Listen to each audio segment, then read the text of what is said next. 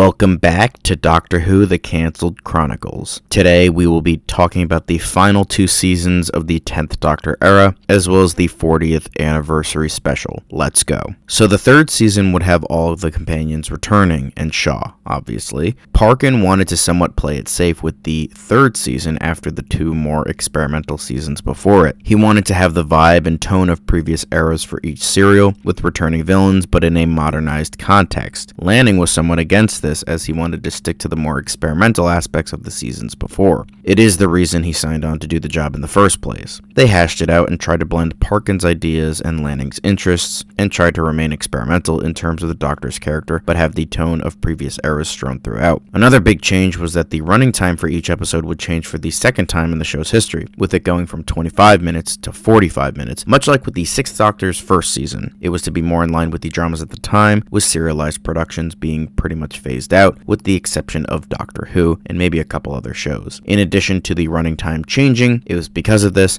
as well as another reason, that the episode count would go from 24 to 18. The other reason being was that the 40th anniversary was going to be a mini-series separate from the season and be 5 episodes long, so the quote-unquote remainder of the episodes would be going towards that. The first story is The Will of Prominence, written by Gareth Roberts. The Doctor and company find themselves in a castle where the king has found a strange scepter that bends people to his will. The Doctor and company try to figure out what's going on, but they are soon sentenced to execution for questioning him. The Doctor and company must find a way out of this, while also trying to figure out where the scepter came from. This would have had the tone of an early First Doctor story. It would have had the TARDIS crew being separated from the TARDIS and trying to figure out the problem at hand while being stuck there. It would have been very simple, much like those earlier stories. The scepter was being shipped from one planet to another, and the freight got caught in the crossfire between pirates trying to get the loot, and the scepter landed on the planet. It was found by one of the king's men and given to him. The TARDIS crew would have grabbed it and left before anything else happened to them, and returned it to their rightful owners. This would have been a rather mixed story. Due to the new format, some felt it was meant to be a 25-minute story rather than a 45-minute one. Because of this, it feels awkwardly paced and has a lot of filler, but still considered a decent effort. The second story is Cataclysm of the Cybermen, written by Tom McRae. The Doctor and company come across a very small vessel of Mondasian Cybermen, where it is projected to crash into a nearby sun. With this, a danger protocol wakes the Cybermen up. Are the Cybermen willing to work with the Doctor to save everyone and vice versa, or will constant fighting be the end for both of them? This would have fit the tone of a 2nd Doctor story, with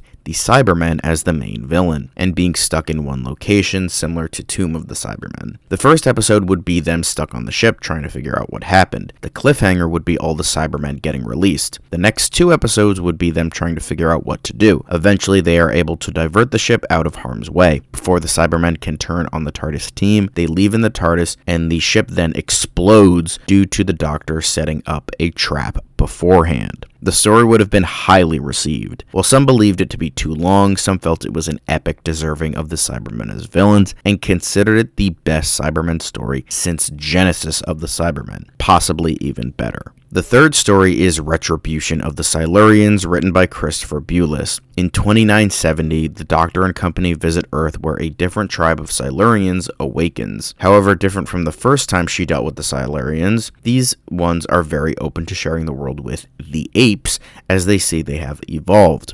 The Doctor is suspicious and wonders if something is more nefarious afoot. This would fit the tone of a 3rd Doctor story, with the Silurians being featured, as well as being more grounded and featuring a future version of UNIT. It would have a similar start like the original story, but expectations are subverted when the Silurians see how the humans have evolved. They try to work together, but UNIT are against relations because of their violent past. Eventually, the Doctor tries to fight for the Silurians and against UNIT. The Silurians eventually see that the humans are not ready for relations and go back to where they came from and hibernate. The story then ends with the Doctor condemning UNIT for their actions and eventually leaving, before setting up a kill switch that if something happens to that Silurian colony, UNIT will be killed in the process. The TARDIS team then leave. The story would have been very well received. Many liked how it flipped aspects of the original story and more so made UNIT the villains rather than the Silurians. However, some felt it was just a retread of the original story with slightly changed elements but little else. The fourth story is The Blood People, written by Nicholas Pegg. On an alien world, the Dracors are beginning to show symptoms of a terrible disease. Their heads begin to ache and their organs begin to fail, and it can only be satisfied with blood. Over the course of millennia, they begin to evolve and mutate into strange beings who need every world they land on to turn into an insatiable feast. This would have had the tone of a gothic Fourth Doctor story with bouts of sci-fi influence. This would have had a race of vampiric aliens trying to find their next meal no matter the cost.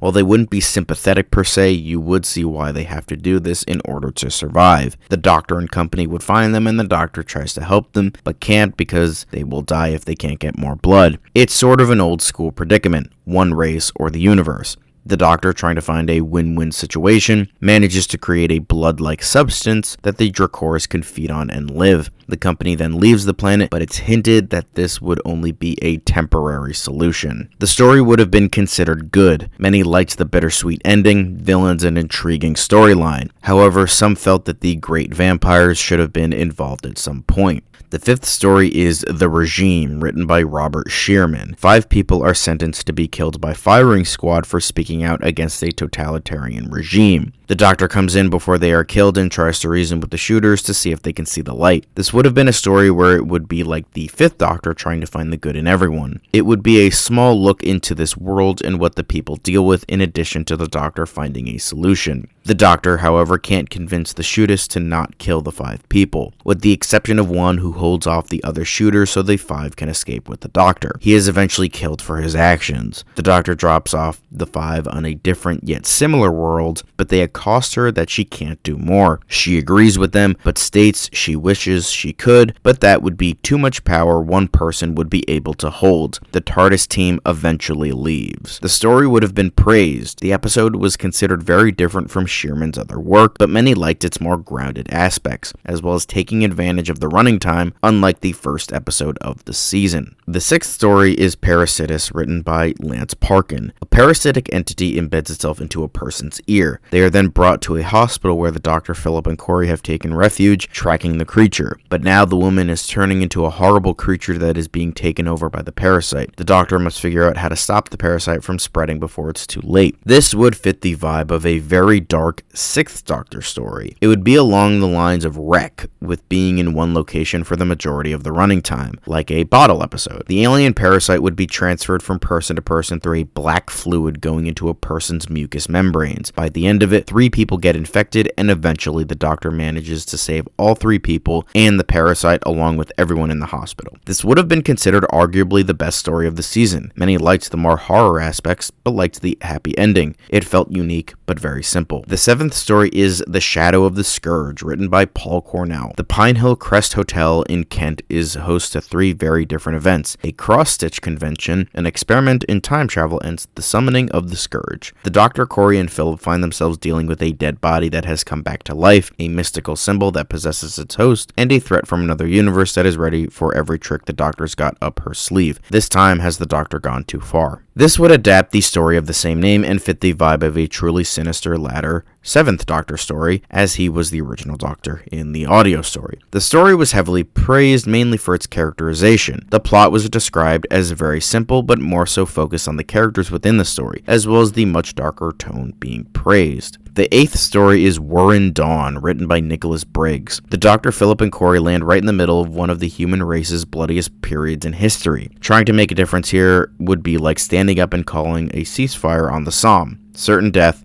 or worse, survival can be a messy business. This would adapt the story of the same name and fit the vibe of a dark sci-fi 8th Doctor story, as he was the original Doctor in the audio story. The story would have been mainly mixed to positive. Many felt it was a great dark story and liked the war themes and elements. However, many argued it was also very predictable and not wholly interesting. The themes with the Doctor's arc were praised, though. The 9th story is Oculus of the Master, written by Joseph Lidster. Watching.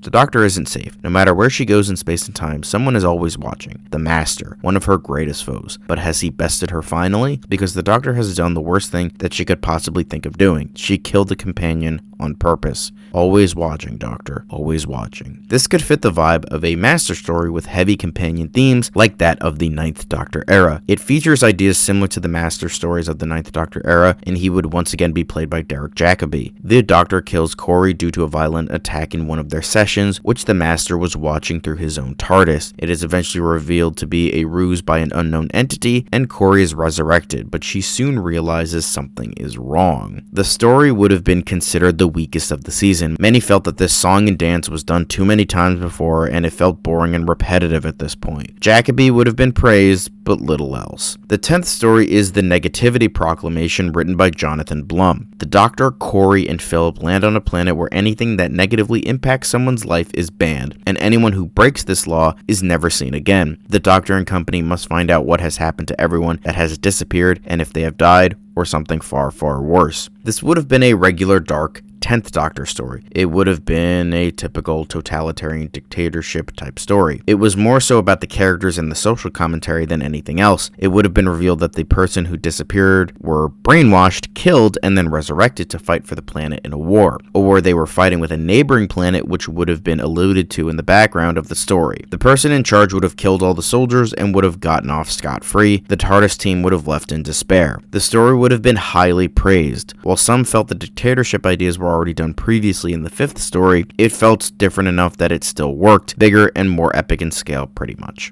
The 40th anniversary special is Zagas, written by Alan Barnes and Gary Russell. Zagas sits inside your head, Zagas lives among the dead, Zagas sees you in your bed and eats you when you're sleeping. So, this is a lot. It's probably not the best idea to use Zagas as this universe's actual 40th special, but I decided, screw it. Obviously, there would have to be a lot of tweaking in order to make this actually make sense in this continuity. Well, as much as you can make Zagas make sense, period. So, obviously, the previous adventure, Neverland, would have to be included as an actual adventure here because the events of Zagas follow that story directly. So, Zagas will be 5 one-hour episodes that would air over the course of a week from Monday to Friday. Neverland would be the first part, and the rest of the story would be the other 4 parts. The intro featured would be a colorized version of the original 60s intro, with the colors of the 10th Doctor intro used this season, but with the modern logo and the original Derbyshire theme.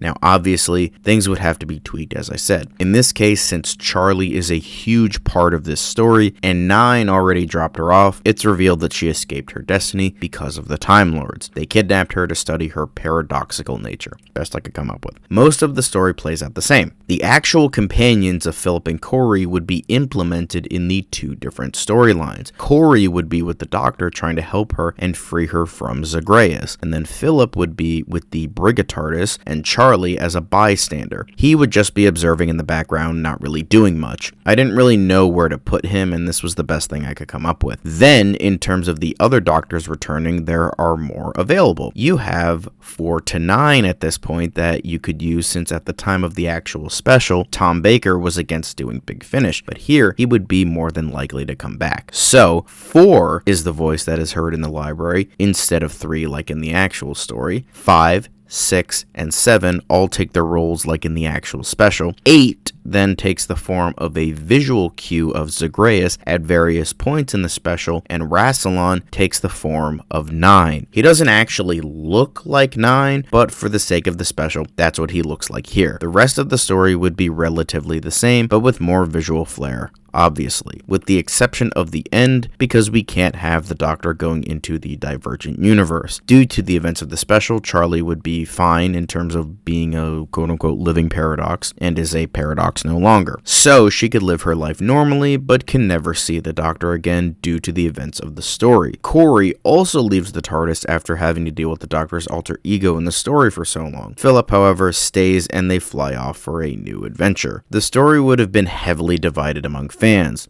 Some thought it was very high concept and did those ideas very well, while others believed it was pretentious pseudo-intellectual crap. However, almost all believed that it was very unique and weirdly respected it in a way. The 40th anniversary season would have been overall praised despite the rather divided reception of the special itself. It was considered the best season by many fans because it mixed proper Doctor Who elements and the darker aspects of this specific era. It was soon announced that the 41st season would be Fiona Shaw's last season, as well as Cillian Murphy's. They would be joined by a companion whose identity remained a mystery until the premiere episode, and the only thing that was known was that they would be played by Spencer Wilding. The episode and story count would stay the same at 18 and 10. The intro was also tweaked to get even lighter colors to mirror the Doctor's emotions at the time, becoming a lighter Doctor, and the golden glow of the intro also representing the Doctor's impending regeneration. The first story is 1 Year Hence, written by Stephen Fry. The Doctor and company land in a small village in England on New Year's Eve in 1928. The villagers are scared as a strange man clad in green armor has come every 10 years since the late 600s, where he murders people in the town unless someone can land a blow against him. When he does arrive, Philip does manage to cut off his head, where the strange being warns that he will return the blow in 1 year. When the day finally does arrive, the soldier must trek across the fields of England to fulfill his unfortunate destiny, while the Doctor can do nothing about it. As you can probably tell, this is a loose adaptation of the Green Knight legend. It was also a story that was planned for the first series of New Who, but got cancelled due to scheduling conflicts. Not a lot is known about it, so I had to fill in the blanks. The Green Knight in question is actually an ice warrior. Philip has to trek across the England countryside with the Doctor and meet up with the Ice Warrior. The Ice Warrior, named Metzel, relays his story to the crew with how he was exiled from Mars for being a coward and wanted to prove himself to his people. He lands a blow on Philip, but thanks to the Doctor's meddling at the last second, he is protected. The Doctor takes pity on Metzel and invites him into the TARDIS, and he begrudgingly accepts. By the way, in future stories, so that people aren't taken aback by a fucking Ice Warrior, the perception filter would be used to make him seem like a regular guy. The story would have been positively received. Some said that the story was a bit boring at points, but was an overall interesting episode. However, the fans were divided on whether they would like Metzel as a companion, and felt it was a bit too weird and out there even for Doctor Who. The second story is The Bloodiest Battle, written by Jacqueline Rayner.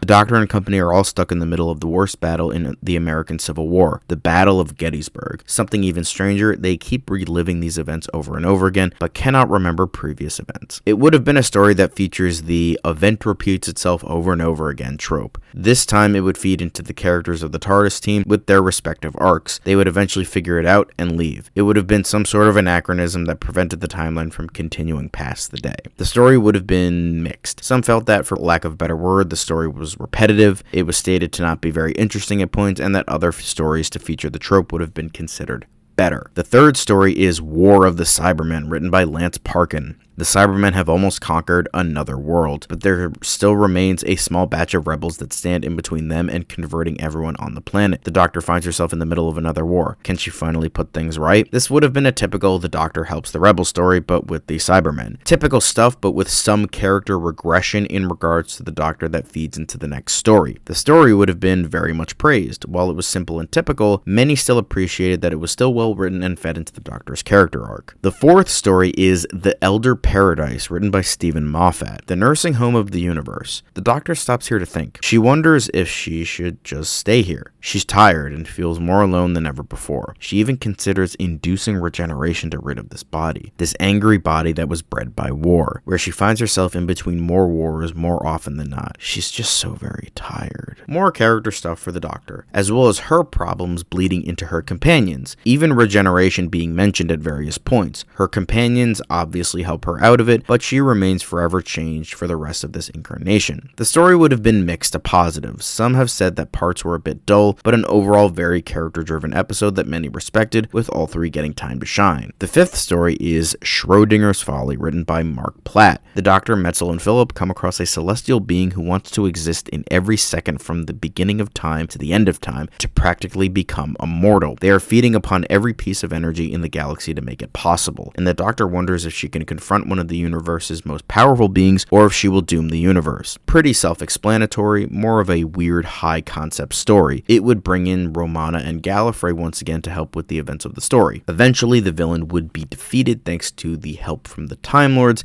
and they would move on. The story would have been negatively received. Many fans didn't want to see the Time Lords again so soon after Zagas, and felt that their presence impeded on a decent story. It had some interesting concepts, but overall poorly executed. The sixth story is Her Final Flight, written by Julian Shortman. When the Doctor lands on Ruffalo, she's not impressed. In fact, she doesn't intend to stay for more than just a few minutes. But someone has decided that the TARDIS has made her final flight, someone whose future depends on the Doctor's death. This would adapt the Big Finish story of the same name. Little changes. The story would have been considered mixed. Many really liked the first half of the story, but found the second half to be very generic and not wholly interesting. The seventh story is Last of the Titans, written by Nicholas Briggs. Once again, the TARDIS displays its preference for the grimy, the odious, and the dangerous, and finding herself lost and alone in the dark heart of a gigantic spacecraft. The Doctor has no way of knowing that a cosmic catastrophe is waiting to happen. This would adapt the Big Finish story of the same name. Little changes. The story would have been mixed to positive. Many felt it was a fun little romp with some depressing notes here and there, but others felt it was quite dull and painfully average. The eighth story is A Situation Beyond Your Understanding, written by Gareth Roberts. The Doctor and company find themselves on a planet where everything is accompanied by invisible people laughing, and the world is somehow ending, and for some reason the Zygons show up, and the Master. The Doctor must find a way out and try to find who is behind this. This would be the season's silly episode. It would parody sitcoms and the various tropes that come along with that, to the point that it would be partly shot in the style of one. But eventually the facade is lifted and the Doctor and crew leave. The villain wouldn't have been anyone of note, just a run-of-the-mill episode that satirizes this certain genre. This story would have been considered one of the best of the season, mainly due to the fact how well it parodies sitcoms. It was a genuinely interesting story, entertaining, and very, very fun. It combines aspects of the silliness of Doctor Who with great writing. The ninth story is Walking Distance, written by Russell T. Davies. The TARDIS has broken down.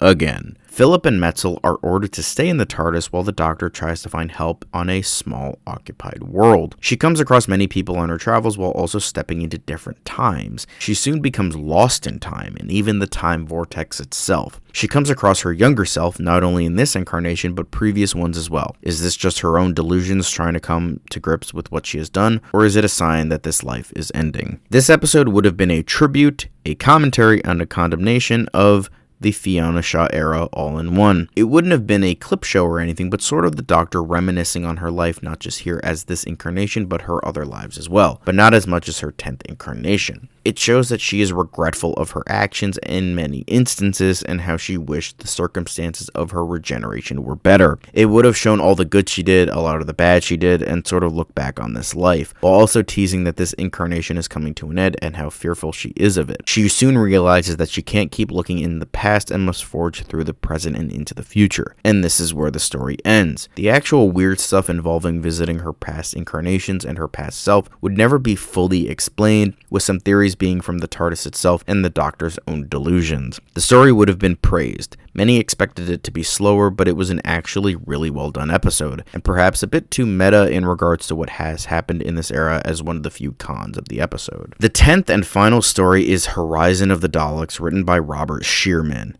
There is a beauty in the universe that can only be seen once ever. The Doctor has been wanting to go for so long but doesn't want to waste her opportunity. It is where every planet in the known universe somehow emits a certain idea that cannot be described with words. While trying to get there, she is stopped by the Daleks, who want her help creating the ultimate power with that same beauty. Everything would lead to this. The Doctor confronts her greatest enemies and one of her greatest mistakes. It would feature the Daleks holding a galaxy hostage to get the Doctor's help with this certain idea. The Doctor theorizes that every single planet's biological clock, so to speak, syncs up perfectly to emit a certain energy. The Daleks want to use that energy to take over the universe and destroy every race and every entity that isn't Dalek. Throughout the story, the Doctor would be suffering from PTSD with the Daleks, but powering through it so that she can save this galaxy and possibly the universe. It would be very grandiose and epic in scale, and eventually the Doctor helps the Daleks, but instead of building a weapon that exterminates every other race but the Daleks, it exterminates just the Daleks. The Doctor saves the galaxy taken hostage, but before she can reach the TARDIS, she is shot by a dying Dalek. She is carried into the TARDIS by Metzel. She eventually finds the strength to input some coordinates, and she witnesses this once-in-a-universe event from the TARDIS doors. She is finally at peace. She closes the doors and asks for Philip. He then comes closer and holds her hand as she lays on the floor dying. She explains that he needs to be there for her next life, at least for a little bit. She was alone last time, and she needs friends to be around her. Philip says that he's here, and Metzel says it as well. She explains regeneration for a bit, but is cut off, and she dies. She then eventually regenerates into her 11th incarnation, played by Peter Capaldi. He snaps up, and Philip and Metzel are taken aback. He greets Philip with a smile and says, "Thank you for and he feels his throat. Well, it looks like we're back in more familiar territory. Philip asks what's going on. The Doctor then starts to explain regeneration again. Philip says he still doesn't understand. The Doctor then says, "Well, that's quite alright, but quick question. Do you know how to fly this? Because I think I may have forgotten." And the story then ends. The story would have been universally praised. Many loved the overall story and how it puts the 10th Doctor back fighting the Daleks and her arc finally coming to a close. The fans also very much liked what the next Doctor promised with this incarnation. Overall, the 41st season of Doctor Who was a bit weaker than other seasons, but many liked how it was a transitional period that ended the 10th Doctor's run with her coming to terms with her death. Fiona Shaw's reign as the Doctor was a point of contention among many fans for many years. The majority felt that her era was one of disappointment and negativity. She was the first female Doctor, and many fans felt that possible potential was squandered by going way too dark. As the years went by, though, fans started to see the light and found that her era was ahead of her time and was a transitional point in Doctor Who. While the show didn't shy away from darkness before this point, it showed what Doctor Who can be, and that the Doctor was an actual character and not just a mere plot device to take us on adventures. While some still think it went too dark in certain areas, it was necessary for the story Parkin was trying to tell, and that when future stories could go dark, it wouldn't seem as controversial. So the 10th Doctor era was one that went from unabashed hatred to one that aged like fine wine. It still has many naysayers, but many fans saw what it was going for and have since appreciated it and Shaw's Doctor. Next time, we will end the year with the next two series of the Bernice Summerfield adventures. See you next month with another Doctor Who, The Cancelled Chronicles.